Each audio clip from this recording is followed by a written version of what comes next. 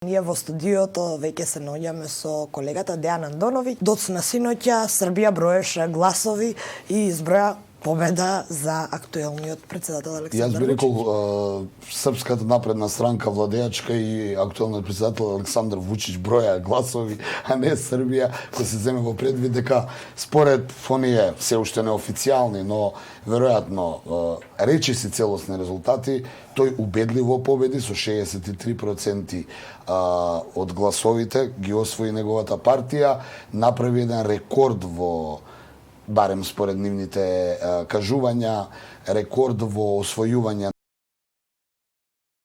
гласа освои и како што се очекуваше, убедливо победи на овие воредни парламентарни избори, десеткувајќи ја и идејата на опозицијата, кршејќи го бойкотот, и другиот дел на опозицијата кој беше парламентарен, а сега веќе не е као Српската радикална странка на Шешелј, либерал-демократите на Чедомир Јовановиќ, дури и Сергеј Трифуновиќ, актерот чија партија имаше изминатиот период огромен публицитет, кој менуваше одам на избори, не одам на избори, бойкотирам, не бойкотирам, се покажа дека беше погубно ако се земе во предвид дека не успеа да го освојат цензусот од 3% и да влезат во собрание. Само кратко ќе кажам, први се Српската напредна странка на Александар Вучиќ, како што беше очекувано, со 63%, втори се социјалистите на Дачиќ, кои освоија 10%, има и некои изненадувања. Кои се стандардна коалиција на Вучиќ. Меѓутоа, самиот факт, и како и самиот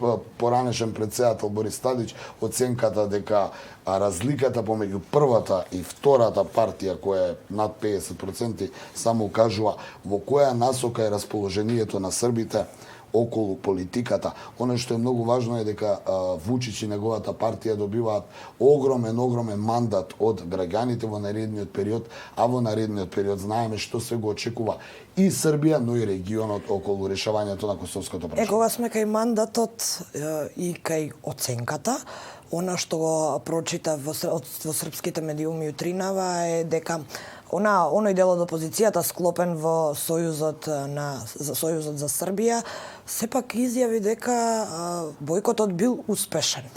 Па бојкотот не зависи од аспектот, нели се релативно. Токму затоа сакав и да те прашам, може би помалку наликува на онаа победа, на онаа состојба кај нас што имавме во која сите партии прогласуваат победа, но ова не е таков случај, бидејќи не си здравнети. Страшни.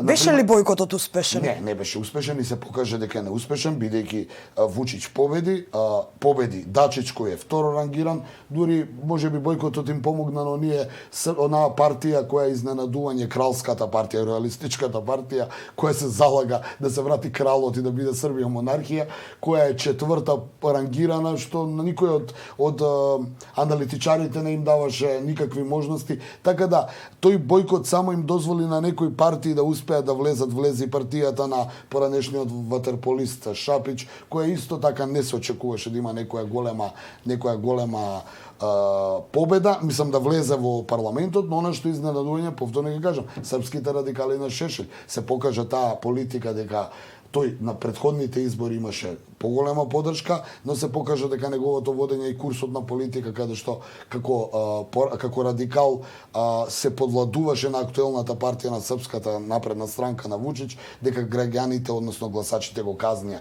Исто така Демократската партија, онаа голема демократска партија која под раководство на Зоран Џинџиќ и пред се на Борис Тадиќ во два председателски мандати освојуваше победи до 2012, значи од 2008 до 2012 не успеа да влезе и имаме изјава од поранешниот председател Тадиќ кој е разочаран и веројатно е време во Србија опозицијата да ги надмине несогласувањата и конечно да се обедини, бидејќи необединетата опозиција не може да ја победи сегашната политика на Вучиќ. Она што според мене сега во наредниот период е малце, ајде ќе кажам индикативно, е што во парламентот доколку се обистинат овие изјави на второ рангираниот Дачиќ и трето рангираниот Шапиќ, тие се две партии кои најмногу освоија значи 10,4%, а прва е Српска радикална странка, Српска напредна странка кои најавуваат дека ќе има коалиција со Вучиќ.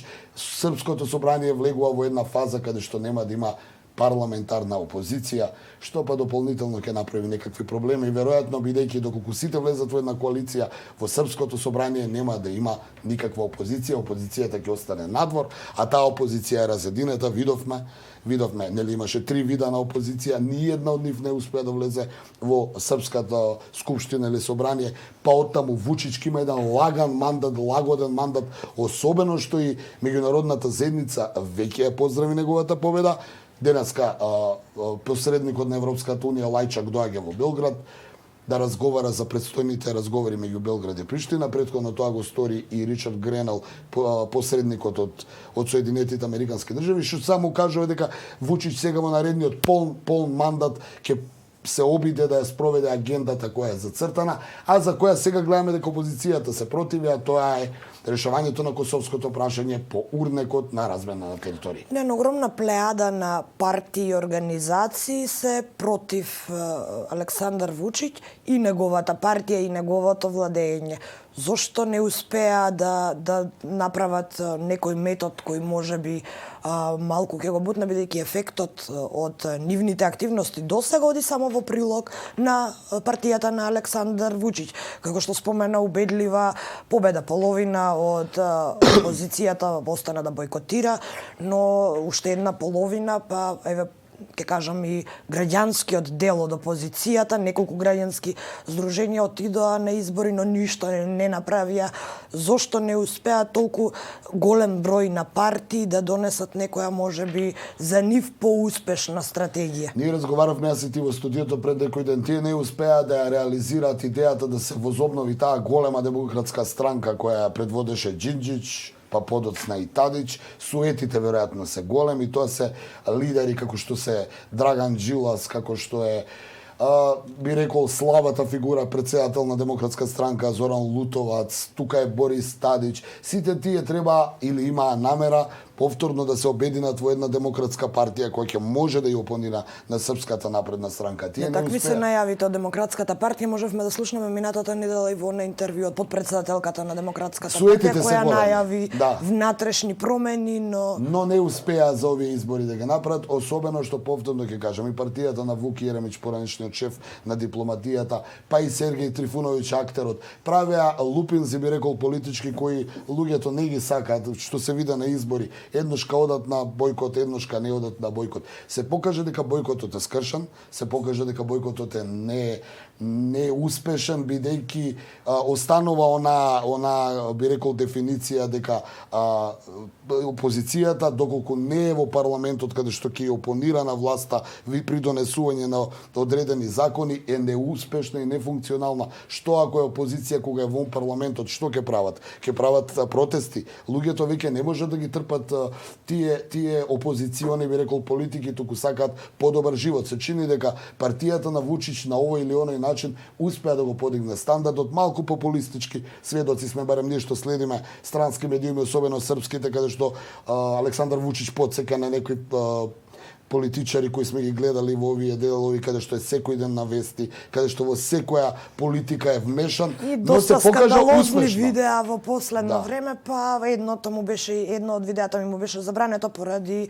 злоупотреба на малолетници. Но се чини дека и тоа видео, само ќе кажам дека беше исто еден маркетиншки трик, бидејќи тој самиот свесен беше дека може да му го забранат, па оттаму се дигна толкова помпа што на крај отиде во позитивна конотација на Вучич, кој рече: видете, ние немавме лоша намера, добро тргнете го видеото, а тоа веќе видео привлече многу внимание кај граѓаните, наспроти она што го правеше опозицијата, која не знаевме или не знае граѓаните дали протестира, зашто протестира, кој со кого протестира. Политички маркетиншки трикови. Па еве, тоа е новата, таа наука оди напред, веројатно ќе гледаме тек допрва и у Хрватска, значи на 5 јули во Хрватска. Избори во широкото соседство, не само во Србија, Србија го заврши тоа поглавје што очекуваме понатаму, кои се оди на избори во наредниот период. Хрватска иде на парламентарни избори на 5 јули, Црна Гора на 30 август. И во Хрватска и во Црна Гора, според мене, веќе не е чиста работата како што беше во Србија, каде што се очекуваше дека Вучич ќе победи, но не знаевме со колку ќе победи. Хрватска има таму борбата ќе биде веројатно помеѓу десницата и ултрадесницата, односно ХДЗ која е на власт и ултрадесницата која е предводена од Шкоро, политичарот или поранешниот пејач кој на последните председателски избори покажа дека може да земе значаен дел од умерената десница кон радикална десница, бидејќи и хрватите не се задоволни од владењето на ХДЗ или барем од она владење што го очекувале. Дејан Андоновиќ, благодарам и за денешната анализа и во наредните денови ќе останеме да ги анализираме изборните активности До очигледно во 3 ноември соседството. ќе имаме избори низ цел Така, свет слушнавме со заклучувањето на Хрватска изборите во гласа САД. 10 дена пред нас. Да, како што спомена, она што светските медиуми ги држи будни се веројатно американските Кои ќе бидат финален за тоа. американските председателски избори. Благодарам и за оваа анализа.